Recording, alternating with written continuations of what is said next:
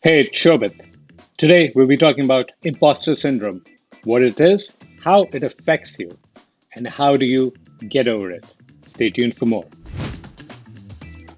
Hey, this is Shobit, founder and CEO of Intentional Product Manager, where we help product managers have a career and a life that they can be proud of while every day being happy, excited, and absolutely ecstatic about the impact that they're having on the world. Okay, let's begin. What is imposter syndrome? Very simply put, it is not thinking of yourself as competent as what other people think you are. Right? Other people know you might be a great product manager, a leader, might be a great engineer, whatever it is. You're good at your job. People recognize those qualities. But what's happening is you are not recognizing those qualities. You are not giving credit to yourself.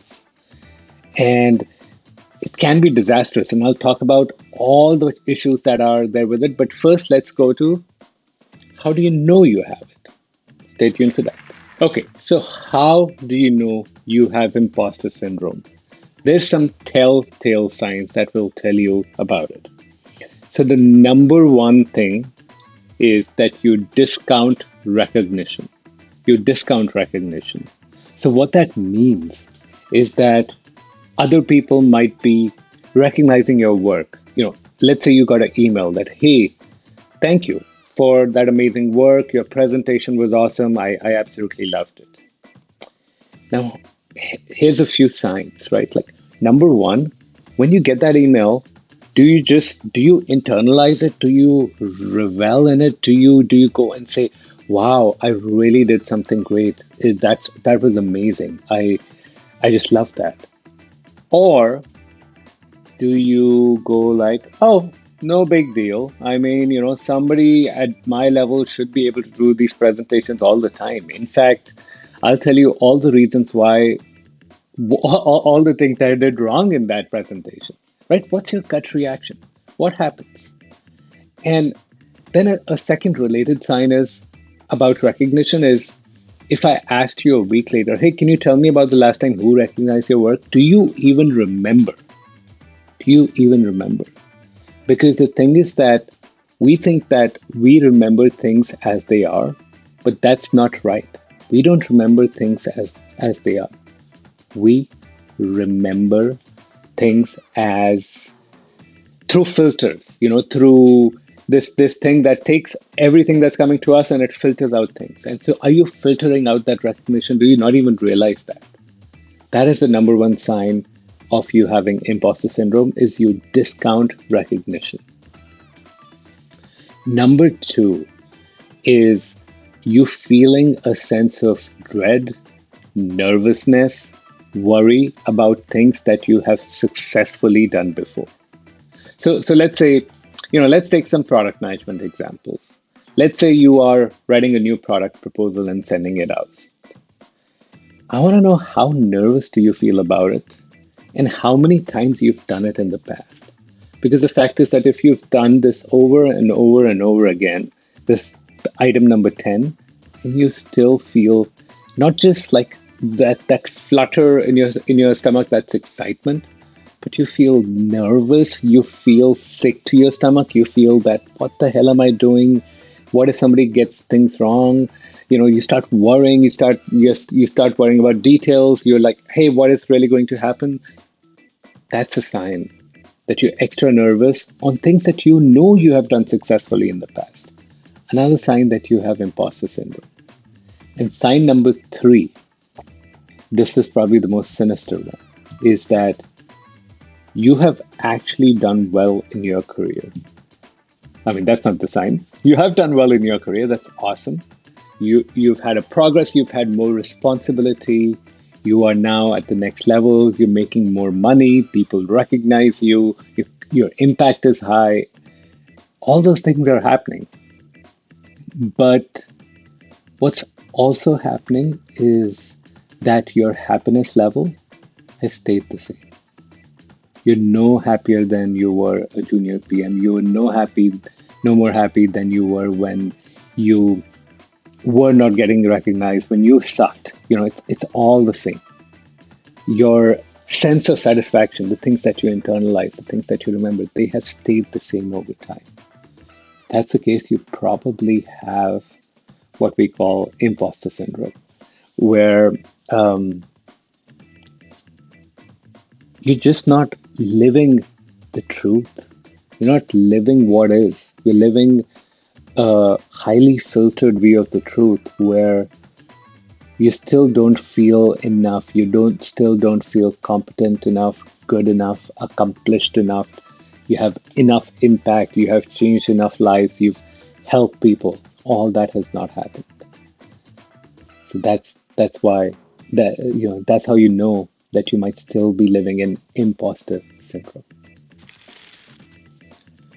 Okay, before going on to telling you what it costs you, I'm going to do a public service announcement here. I've seen people kind of use imposter syndrome almost as something that's in trend. It's a style. They humble brag. They say, "Oh wow, I have imposter syndrome, so I'm actually better than what I think I am. I must be really cool." And they're using it in that way. And I want to caution you, imposter syndrome could be ruining your career and your life. So it's not something you take lightly. It's not something you get proud of. I mean, this cat just walked in. He doesn't, Sherlock, that's the name. He doesn't have any imposter syndrome, He's always happy. But if he did, he will not be happy. He will not be proud of it. I mean, weird thing to say, especially given it's a cat. But I just want to make sure that you're not proud of imposter syndrome, that you recognize it's a challenge. And I'll soon talk about what it's actually costing you. Okay, so what can imposter syndrome cost you? Everything. Happiness. You don't feel as accomplished, as proud of what's happening. You're never at peace with everything you've achieved. Success. Because you feel imposter syndrome, you don't go for the riskier things. You just go and step back and do the things that are simple, within your reach. You never went for that awesome job or starting something on your own, or being a PM leader at Google, or whatever's out of reach. You just like, oh no, that's not me. I don't do that. You're limiting yourself. Impact. And because you're limiting yourself, you never get out to work on those high impact projects, which means it's not just you're suffering. The world is suffering because you're not having the impact that you want. Money. This is costing you millions of dollars over your career. And I don't say that lightly. I mean, there's so much possible right now, especially if you're in product management and tech. There's so much money to be made in a way such that you're benefiting the world. And I want that for you. But imposter syndrome will stop that. Health. More imposter syndrome, the more you're going to have stress-induced issues. You'll age faster. Everything works well. You feel like a back pain. I know so many people that have back pain because of things like stress and imposter syndrome. And last but not least, your loved ones, they suffer. They suffer because you are not ready to take control of imposter syndrome. You're not ready to banish it while having the career that you really want to have. That's what it's costing you. Okay, so what do you do about it? Trust me, imposter syndrome is one of those things that I spent a crazy amount of time in during Intentional Product Manager. And, I am a firm believer that success is 20% strategy, 80% psychology. As in, when you want to achieve something, of course, you'll have the right strategy for it. You want to go and achieve something. That's why you built the strategy. So that is a fundamental belief that I have. And so a lot of the work that we do in Intentional Product Manager is getting you the right strategy, being intentional about your career, all those things. But So much of it is about you changing your psychology to be aligned with the goals that you're after. It's not just the strategy, it's not just how you get there, but it's who you need to be, how you need to think, what you need to believe in order to get there. Because I can trust me, you can get the best strategy, you can get step by step directions. But if your psychology is not aligned with where you want to be, where you want to go towards, what you want to be, you will screw it up. You will find ways of sabotaging yourself. You'll find ways of sabotaging your success. But if your psychology is aligned with where you want to be, then also not just will you execute really well, you'll also attract the right things in life.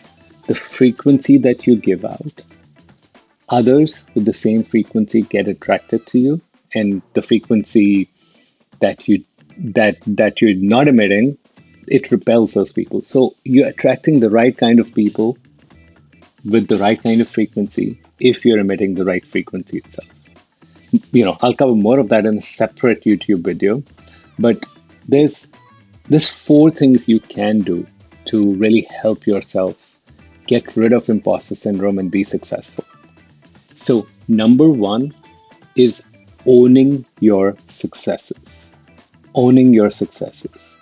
And what that means is intentionally taking those, remembering them, and rebuilding your self identity around your successes and not just your failures. So, this is a very deep topic. But here's what typically happens is that your identity is shaped by things that you consistently put in your brain and what you remember about yourself. And most people, they remember the negative. Why? Well, because they're people. We as humans, we are hardwired to focus on the negative because way back when we were living in the forest, the jungle, what was happening was that there could be a tiger, there could be a mountain lion, there's some rustling, there's a bear, there's all these dangers. And so evolutionary, our brain is designed to focus on the negative so that we can survive. Our brains are designed for happiness. Don't have that idea. It's designed for survival. And so typically when you have success, the brain just passes that by. When you have failures, it attaches to it. It's like, oh, that's survival. I got to hold on to it.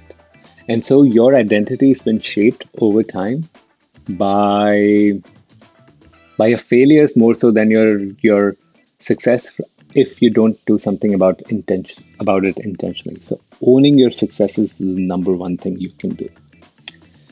Second thing, a similar but for the future, is about changing your focus. What does changing your focus mean? Well, changing your focus means that you are regularly focusing on life as is without filters. Of course, you have filters, but you're changing your filters, as in you're recognizing the possibilities. What can happen as a positive, not just what will go wrong. And, one of the best people who talks about this is Tim Ferriss. He said, look, if I looked at most people, they are living their lives with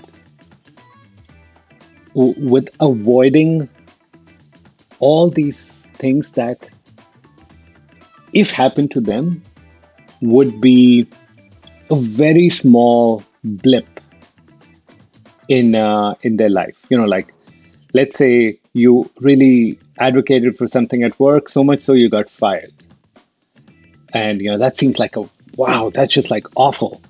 But then if you like really ask these people and understand what is the likelihood of them getting fired, it's like 1%. What happens if you get fired? Well, I can find another job. But somehow that that fear of getting fired is preventing them from going after something that can be a permanent change in their life that can get them to the next level. So much of it is about changing your focus towards what is possible on the positive, not just what are the failures that you might have a small chance of having, which you can recover from any point in time. So that's what it's basically setting your goals and going for them, knowing what's possible, and living in the possibility of success rather than living in the dread of what the hell if things go wrong, even if the chance of that is very small. So that's second thing, changing your focus. Number three is on that way to that big goal, recognizing your progress, recognizing how much further along are you from yesterday, from 1 week ago, from 1 month ago. I mean, I don't know if you have any scorecards. You watching the video. I don't know you. You might be anyone. Hopefully you're someone awesome. I'm sure you're awesome. But what's your progress been? Have you recognized what has really happened on this way to this goal? Because, hey, I'll give you an example. In the intensive job search program, the default behavior of people, unless we got to change it, is I don't have a job, I don't have a job, I don't have a job, I don't have a job, I lost that interview, I don't have a job, I don't have a job. Meanwhile, they have built an excellent story. They have an awesome resume. They are getting more referrals. They're getting more interviews. They are just being more confident. People are actually reaching out to them. Recruiters are reaching out to them. And, they're not recognizing the leading indicators, the progress. So they could sit here and be very much like, I don't have a job, I don't have a job, I don't have a job, I don't have a job. Or they can be like, oh, holy cow, the job is inevitable. The job is inevitable. It's happening. It's right around the corner. In fact, I can visualize it as if it's already happened. That's how much I recognize my progress. So that's number three. That's the thing you can do, is to recognize your progress. Easier said than done. That's why there's so much coaching and training I do around it. But recognizing your progress is fundamentally important. And then last but not least, reframing imposter syndrome.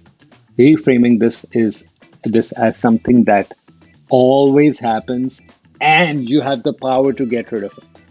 By reshaping your psychology, you are able to move past imposter syndrome. You know it has many negative effects. You understand it, but reframing it such that knowing that you are human, giving yourself the grace, some credit, some presence, and then moving forward despite imposter syndrome. You'll always have imposter syndrome, but really people who get over it are people who move past and go for the big goals despite having it, recognizing that's just a human part of them. That's what you can do to fix imposter syndrome. So now you have a choice. You can absolutely let this go. You've heard everything. You can let this information pass just like any other YouTube does. Or you can make a decision now to change your career and your life. And the way that begins is that you apply to speak with us. So here's the URL, intentionalproductmanager.com/apply. What you do is you find a time that works for you and us, and then also fill out a short form that tells us exactly what is going on in your career so we can be prepared for this call. Now the call is going to be super powerful because what we're going to do is we're going to dig deep into your career, where things are working, where things are not working. Then we're going to talk about what are your goals and what do you want to happen. And then last but not least, we'll figure out a step-by-step plan to help you get there. Now, notice that this is not necessarily for everyone, in the sense that we might not be able to help everyone. And so even if we can't help you, we'll give you some guidance and refer you to other people who might be able to help you. Either way, we're committed to help you get to the outcome and the clarity that you need. So use this link, intentionalproductmanager.com/apply.